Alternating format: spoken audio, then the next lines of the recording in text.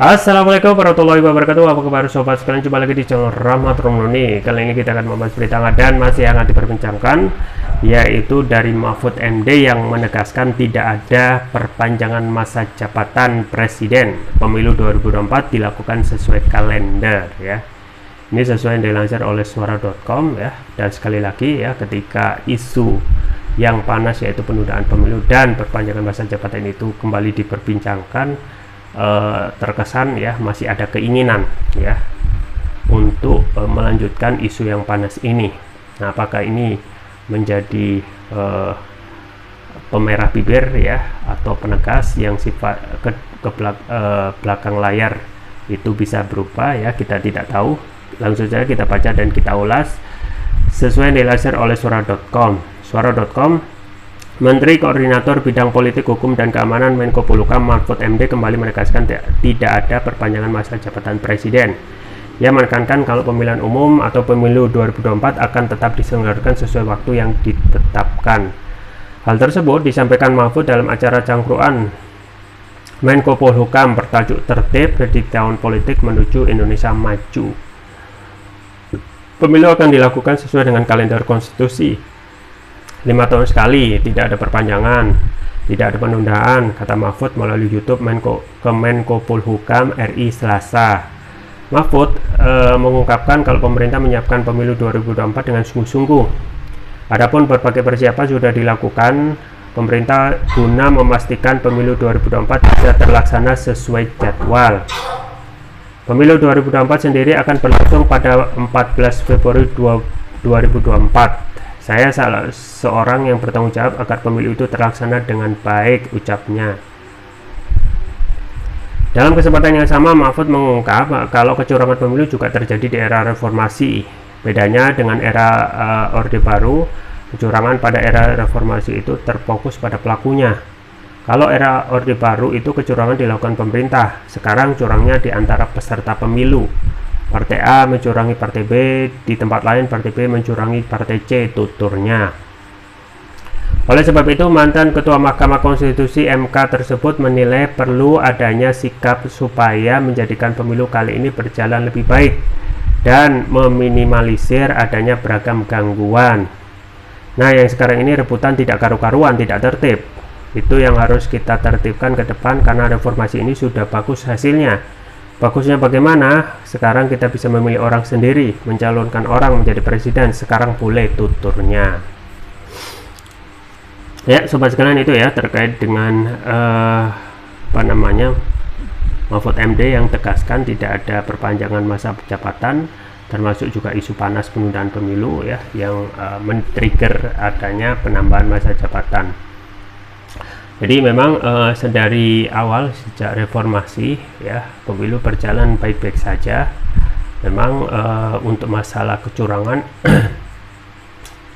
itu tidak bisa dihindarkan 100% ya, karena hasrat ya memimpin dari seseorang ya, termasuk untuk mencari cuan di balik ya kontestasi pilpres ini sangat luar biasa besar. Dan ini yang harus menjadikan ya pertimbangan bagi pemerintah ya, dan yang menjadi penting ya, menjadi hal yang penting lagi ya, apakah bisa diandalkan ya tentang kecurangan pemilu itu sendiri. Karena saat ini ya, kalau kita melihat era sebelum ini, yaitu pemilu itu ya, setelah misalnya pemerintah Presiden SBY, setelah Presiden SBY itu menyelesaikan masa jabatan 2 kali periode ya, 2 kali 5 tahun atau 10 tahun, tidak ada hal-hal yang ataupun ya statement atau yang sifatnya terfokus untuk siapa yang akan melanjutkan ya atau presiden selanjutnya gitu ya. Tetapi saat ini berbeda gitu ya, karena satu hal ya, presiden itu lebih sibuk untuk mengendorse siapa yang akan mengganti, menjadikan penggantinya gitu ya, siapa yang akan menjadi presiden selanjutnya gitu. Ini yang menjadi permasalahan. Ada apa ya, jadi ada endorse itu rambut putih ya, dan kepala keningnya berkerut dan lain sebagainya, kemudian juga endorse dan lain sebagainya ya, dan itu mengindikasikan kemungkinan ya pemerintah ataupun pemilu itu sudah tidak murni lagi, karena dengan endorse dari pemerintah pasti akan ada state apparatus ya untuk mendefinisikan tersebut sebagai dukungan yang harus dijadikan sebagai ya, atau menggerakkan state apparatus untuk memenangkan apa yang jadi preferensi dari pemerintah. Nah, saat ini kita ketahui presiden kita itu sangat sibuk sekali untuk mengendorse siapa yang akan menjadi penggantinya gitu ya, dan ini tidak pernah dilakukan oleh presiden sebelumnya, tidak pernah disebutkan oleh Presiden SBY misalnya, tidak pernah dijadikan pembicaraan di Presiden Megawati ya misalnya, dan lain sebagainya.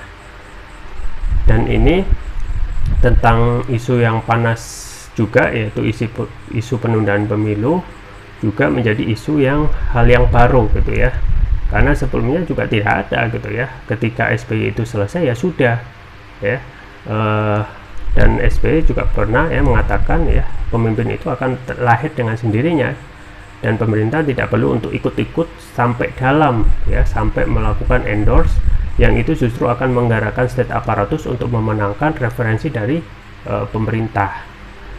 Jadi isu penundaan ini menjadi hal yang sangat hangat ya, karena yang mengawal ya, termasuk juga yang menggerakkan terus ya, menghangatkan isu ini ya, juga dari internal pemerintah ya, suka atau tidak suka.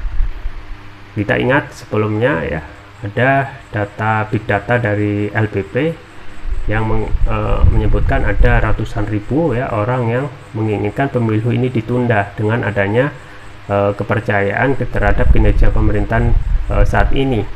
Tetapi usut punya usut ya, hingga saat ini belum ada gitu ya, belum terbukti big data yang disampaikan oleh LBP, karena itu juga dipantau oleh drone emprit yang memang tidak ada data sebanyak itu ya, hingga sampai ratusan ribu gitu ya. Jadi ini aneh sekali melihat, terkesan ya, memang ya kalau kita kembali kepada kepentingan ya, pemerintah masih banyak sekali kepentingan pemerintah yang ingin ya sekali dia dilanjutkan setelah rezim ini tidak berkuasa. Salah satunya tentu saja adalah proyek strategis ya yang nilainya luar biasa, yaitu IKN. Yaitu IKN ini yang sudah dijalankan, sudah direncanakan, dan akan menjadi mangkrak kalau rencana ini bubar gitu ya. Dan ini akan menjadi hal yang prestisius ya kalau rezimnya nanti akan melanjutkan. Jadi ada beberapa alasan yang bisa jadi analisis kenapa pemerintah itu rezim ini harus tetap berlanjut. Orang berganti boleh, tetapi rezim harus tetap rezim yang seperti ini, yaitu adalah melanjutkan kepentingan proyek strategis infrastruktur ya, IKN, kereta cepat dan lain sebagainya. Kemudian juga potensi dari Presiden Jokowi ya untuk dituntut terkait tindakan KKN yang terjadi pada masa pemerintahannya. Kita ketahui yang juga disampaikan oleh Rizal Ramli ya pada saat memimpin ya Presiden SBY dan anaknya itu ya hampir memiliki 60 perusahaan ya, boleh dicek di pemberitaan, dan itu menjadi konsumsi publik. Yang ketiga tentu saja dinasti politik ya, suka atau tidak suka hingga saat ini Presiden Jokowi masih mempunyai tanggungan ya, dinasti politik ya, di situ masih ada Kaisang yang masih menjalankan fungsinya sebagai wali kota, di situ juga ada menantunya, dan kemungkinan ya beberapa waktu yang lalu Kaisang ya, sebelumnya itu Kaisang yang saat ini menjadi Gibran yang menjadi wali kota Solo, dan Kaisang yang juga menginginkan ya masuk dalam lingkaran legislatif ya. Jadi banyak sekali kepentingan-kepentingan dari rezim ini yang harus dilanjutkan, terutama yang paling besar tentu adalah proyek infrastruktur IKN. Nah, memang apa yang disampaikan oleh Mahfud MD itu bisa bisa diterima ya, bisa juga tidak gitu ya. Karena kenapa ya, kemungkinan apa yang disampaikan oleh internal pemerintah juga banyak sekali hal yang tidak selaras ya. Misalnya tentang janji-janji pemerintah ya, yang hingga saat ini ya siapa yang bisa berani menagihnya ya. Misalnya janji tidak akan impor ya, tetapi yang terjadi adalah impor justru ugal-ugalan gitu ya. Kemudian juga adanya stop terhadap utang, justru utang sekarang ugal-ugalan ya. Jadi siapa yang harus dipercaya, siapa yang tidak, karena fakta yang terjadi justru berkebalikan. Dan saat ini ya hal-hal yang juga ditabrak oleh pemerintah justru sangat signifikan, yaitu tentang aspek hukum ya. Aspek hukum kita ditabrak gitu ya. Bagaimana harusnya demokrasi itu kedaulatan oleh rakyat, yang terjadi adalah ketika rakyat menginginkan misalnya Perpu Ciptaker itu dibatalkan ya, justru tetap ya dijalankan, dan sekarang sudah mengeluarkan Perpu Ciptaker ya, yang hingga saat ini ya, tentu saja masih diprotes oleh sebagian besar oleh buruh ya, karena isinya yang tidak sesuai ya, dan banyak merugikan buruh ya. Bahkan ada banyak sekali isinya itu yang melanggar ya, atau inkonstitusional. Nah, dari awal sudah disampaikan oleh MK bahwasanya Perpu Ciptaker itu adalah inkonstitusional bersyarat. Tetapi ketika sudah inkonstitusional ya, tetapi tetap dilanjutkan ya, dengan embel-embel bersyarat dikasih 2 tahun. Dan yang terakhir akhirnya dikeluarkan Perpu sebagai jalan pintas, yang harusnya lebih kembali lagi membuka aturan-aturan itu dengan melibatkan partisipasi publik ya. Tetapi ini cenderung melewati jalan pintas yang justru akan banyak merugikan rakyat, terutama buruh. Jadi banyak sekali hal yang bisa saja semuanya itu ditabrak, tetapi ketika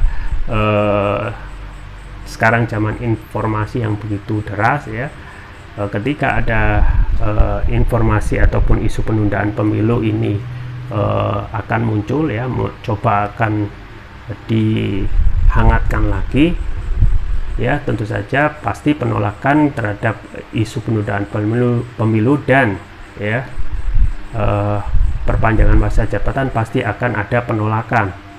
Nah, kemarin beberapa waktu lalu ya, kita ketahui ada beberapa dari pejabat ya, institusi ya, ketua MPR misalnya, Bamsud ya, misalnya menyampaikan hal yang terkait dengan penundaan pemilu, dan itu sudah tegas kritik pedas oleh rakyat, termasuk juga dari tokoh-tokoh yang lain.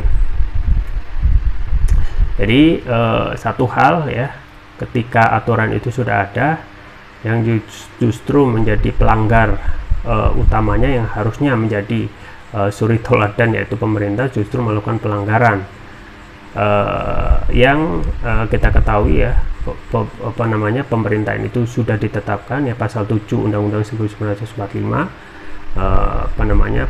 presiden itu ya dipilih ya 5 tahun dan hanya dipilih 1 kali saja gitu ya.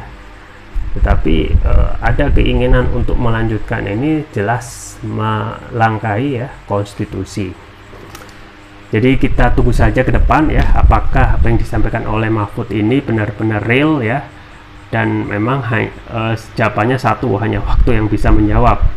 dan apakah benar nanti 14 Februari 2024 itu benar-benar dilaksanakan pemilu 2024 ya. Kita kembali lagi ya, hanya bisa menunggu waktu. Itu saja yang bisa saya sampaikan, semoga bermanfaat. Jangan lupa like, share, dan subscribe. Sampai jumpa lagi. Wassalamualaikum warahmatullahi wabarakatuh.